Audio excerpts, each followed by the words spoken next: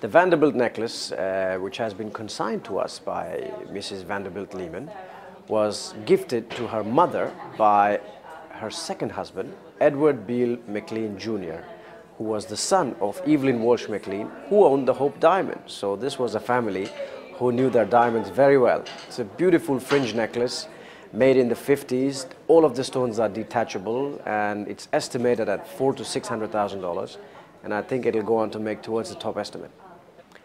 And we have a selection by JAR in our sale. One of them is the iconic Imperial Topaz ear pendants by JAR, which were sold in the Ellen Barkin sale in 2006, when they famously made $700,000 on a low estimate of $60,000.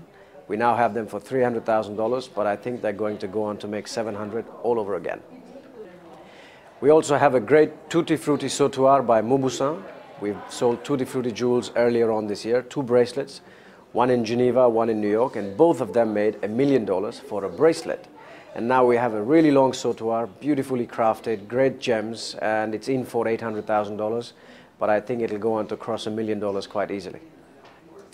We also have in the sale a 17 karat 86 pear-shaped D-color diamond, VS Clarity by Winston, purchased in the 1970s from Mr. Winston himself.